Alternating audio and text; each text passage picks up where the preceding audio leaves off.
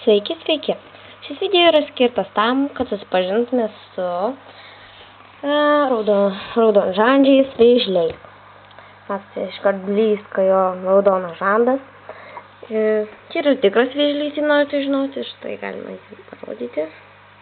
Matote, jisai krutas, tikras pilvukas. Jei jisai pajudės, tai bus gerai, nes jisai prisneigda. Taigi, čia yra bumeris, mano eksponatinis vėžlys. Šiam video žinoma. Taigi, šie vėžliai minta visokiamis kirmėlaitėmis, kitokiais šūdukais, kurie yra mums tikrai labai bjaurūs. Kartais ėda žuvų maistą, bet dažniausiai gyvą maistą, kurį aš dabar ir auginu.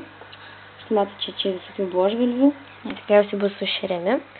Toliau, matote, jis juda, tas gyvas. Paėkime į akvariumą, nes jis čia nusiaupus viską. Taip. Vėžliai minta kirmėlaitėmis ir kitais šūdukais. Taigi štai maistas, kuriuo aš bent jau šeriu savo auginimus. Jie taip pat ėda mėsą. Taigi dabar patyrinėkime, kaip jie gyvena, kur buvo išrasti ir taip toliau. Neišrasti, atsiprašau, išveisti. Keliaujame prie žemėlapio. Labiausiai šie vėžliai buvo paplitę Jungtinėse Amerikos valstybėse.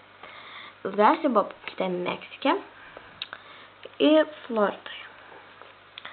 Lietuvoje taip pat yra tokių vėžlių, bet jie nėra raudonus skruosčiai, raudonžandžiai, kiti juos vadina, jie tiesiog yra baliniai. Leiskite, neturiu didelio Lietuvos žemėlapio, bet čia turiu greitai sakyti, tad tenkinsimės Europos.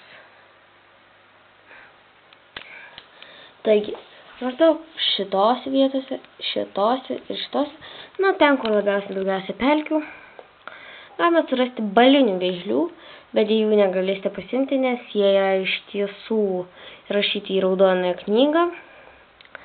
Tad jūs tik pasigaus nedorėlis gamtininkas ir iškarsim kailį ir atims vėžlį. Tad nemanau, kad verta prasidėti su tuo. Taigi, ačiū, kad žiūrėjote mūsų video, nors jis buvo tikrai trumputis, bet, tikiuosi naudingas jums. Taigi, iki.